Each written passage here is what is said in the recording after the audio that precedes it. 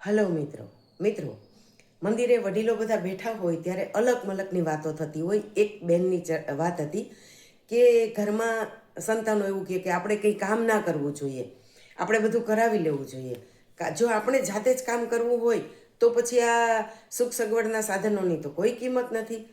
ત્યારે એ વાતનો જવાબ આપતા મને જે વિચાર આવ્યો એ વિચાર આપની સાથે શેર કરું છું. મિત્રો, કામ કરવાની ઈચ્છા થવી ને એ આપણું મહાભાગ્ય છે. કારણ કે દરેક કામને પોતાની એક ગરિમા હોય છે, પોતાનો એક આદર હોય છે. કામ કરવાથી આપણે ઓવર થિંકિંગથી બચી શકીએ છીએ. કંઈ જ કામ ન હોય તો આપણે નવરા બેસતા નથી, આપણે મોબાઈલ લઈને બેઠા રહીએ છીએ અને એની અંદર આપણે ન જોવાની વાતો પણ જોઈએ છે અને આપણું તન અને મન બંને બગડે છે. તો મિત્રો, કામ કરવું એ આપણું મહાભાગ્ય તો છે. કઈ રીતે છે?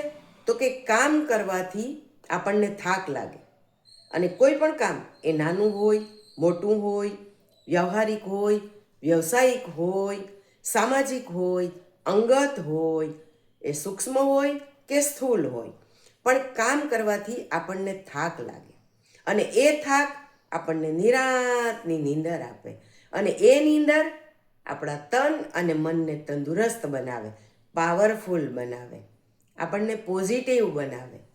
તો જો આપણી પાસે કામ છે અથવા આપણને કામ કરવાની ઈચ્છા થાય છે અથવા કામ શોધવાની પણ આપણી પાસે કળા છે, કારણ કે ઘરમાંથી કામ શોધવા એ પણ એક કળા છે.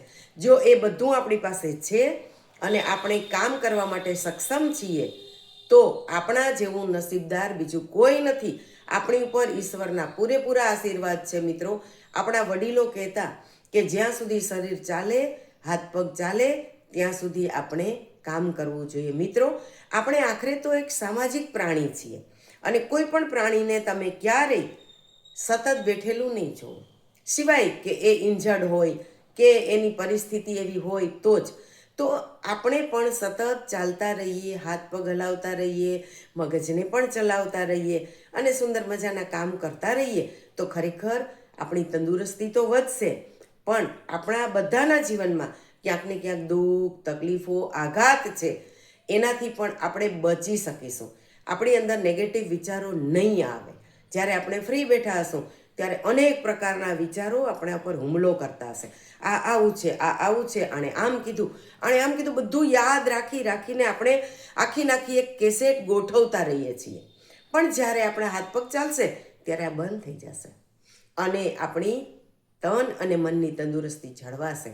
તો મિત્રો, કામ કરવું એ ખરેખર ભાગ્યશાળી માણસના મનમાં જ કામ કરવાની ઈચ્છા થાય અને કામ કરતા રહીએ અને શરીરને ચલાવતા રહીએ તો છેલ્લા શ્વાસ સુધી કોઈ ઉપર બોજારૂપ નહીં બનીએ, કોઈ ઉપર ભારરૂપ નહીં બનીએ. મિત્રો, આ જગતની અંદર કોઈ પણ લોકોએ આપણી નિજી સેવા પણ કરવી પડે, આપણા નિજી કામ માટે પણ આપણે કોઈની હેલ્પ લેવી પડે.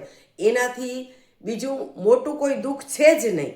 તો જો આપણે એવું દુઃખ ન વહોરવું હોય તો આપણે શરીરને ચલાવતા રહીએ, કામ કરતા રહીએ, પ્રફુલ્લિત રહીએ. કોઈએ શું કીધું, શું કર્યું, એણે શું કરવું જોઈએ એવા બધા જજમેન્ટ આપ્યા વગર માત્ર ને માત્ર મારે શું કરવું જોઈએ, મારે શું કહેવું જોઈએ, મારે કેવું કામ કરવું જોઈએ એટલું જ વિચારીએ તો મારી દૃષ્ટિએ આપણે સૌથી વધારે સુખી છીએ. તો આ એક સુખી થવાની ચાવી આજે આપણને મળી ગઈ છે. ચાલ, કાલે કોઈ નવી ચાવી શોધી અને ફરીથી મળશું.